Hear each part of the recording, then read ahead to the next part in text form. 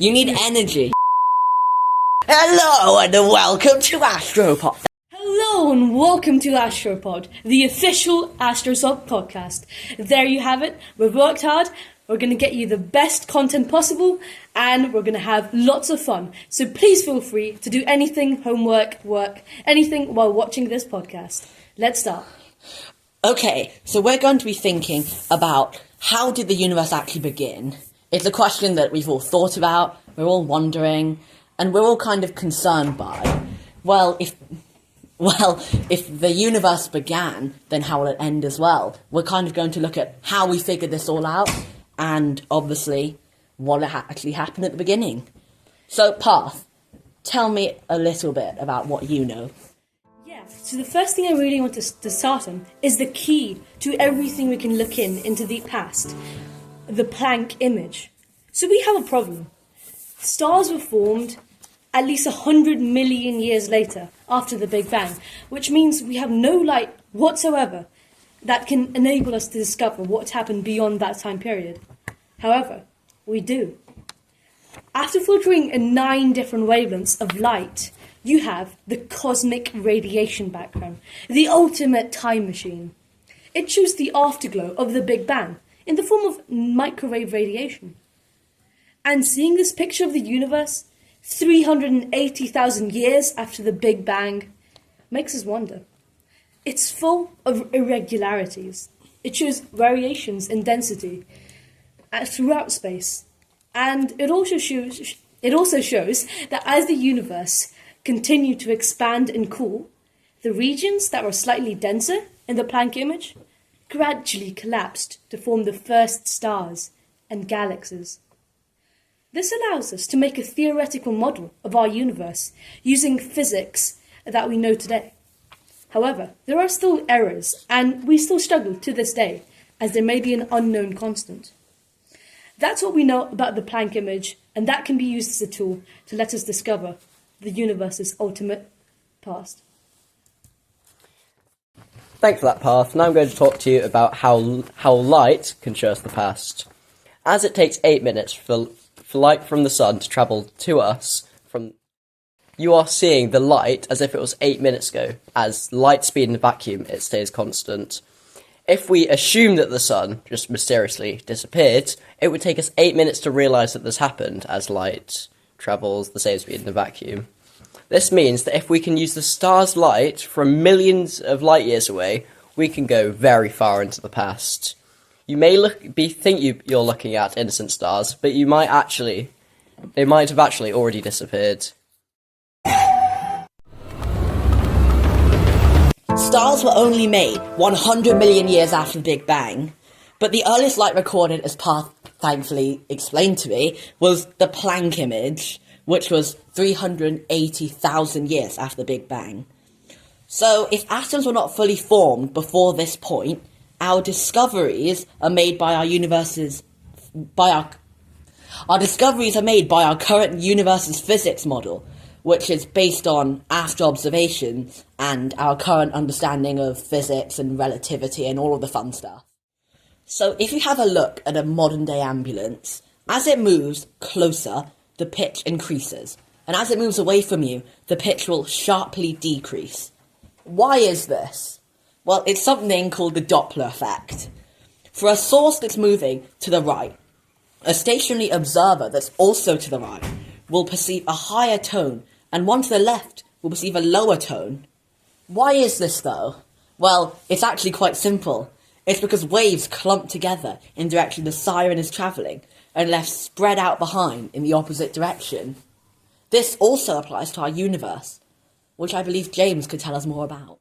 Thanks for that, Aarav. We're starting to notice something called the redshift. As light spreads out, as the universe is expanding, the light will spread out and the waves will become less clumped together, making the light appear red to us. This is similar to what Aarav talks about with the ambulance, where the further you are away from the ambulance, the sharper the decrease in pitch will be. But this red light is not due to relative movement of galaxies, but due to the expansion of the universe. The fabric of space itself is expanding in between galaxies, and the redshift proved this idea to us of an accelerating, expanding universe and its past origins. Great point, James. There are clues in the universe beyond us where we can find out that the universe actually expands and that it accelerates. What happened at time zero? At time zero, the universe was very dark and strange. It was empty of matter, except the mighty speck. Now, anyone familiar to AstroSoc lore will know about the mighty soc, and this thing conquers it. Anyway, the speck was home to a restless, fluctuating form of energy. This fluctuation, triggered an unimaginably violent expansion of our universe, lasting only 10 to the minus 32 seconds. The cosmic inflation. What supports the theory of inflation? The cosmic inflation is a brief but crucial early phase that occurred, as you can see, by ripples in the cosmic radiation background.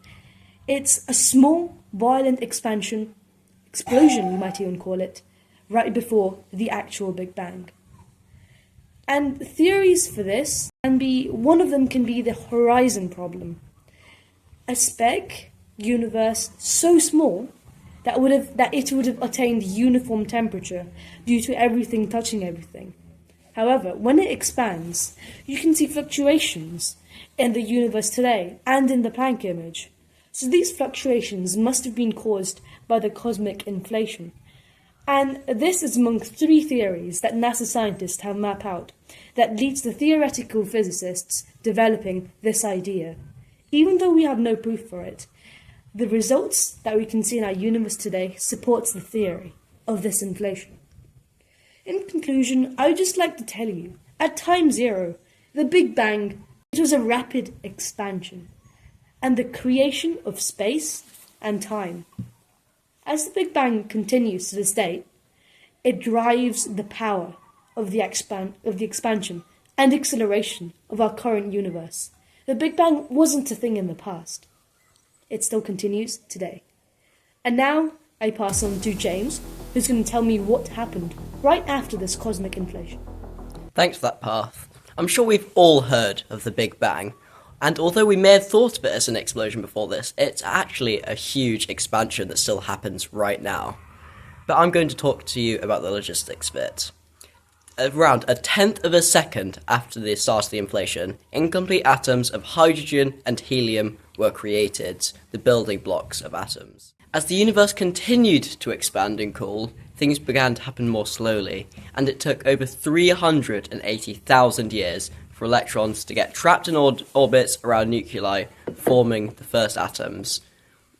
A product of electrons, protons, and neutrons.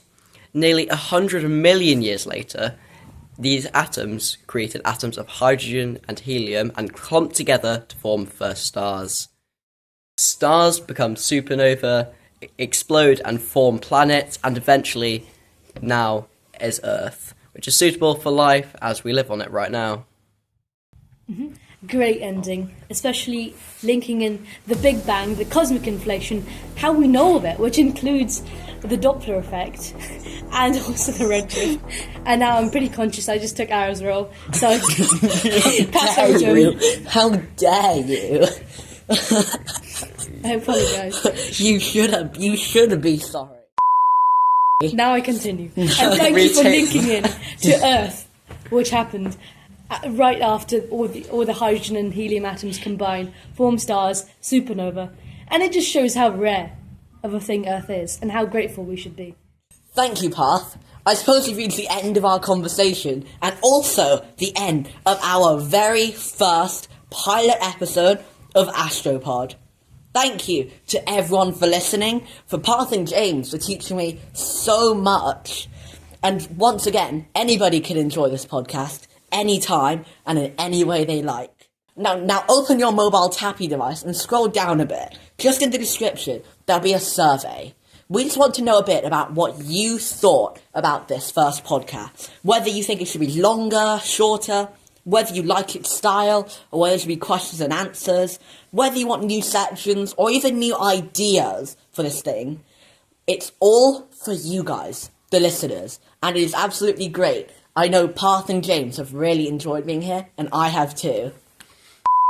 That was terrible. I'm changing that last bit. No, you're not. I know I really enjoyed being here, and I hope that Parth and James have too.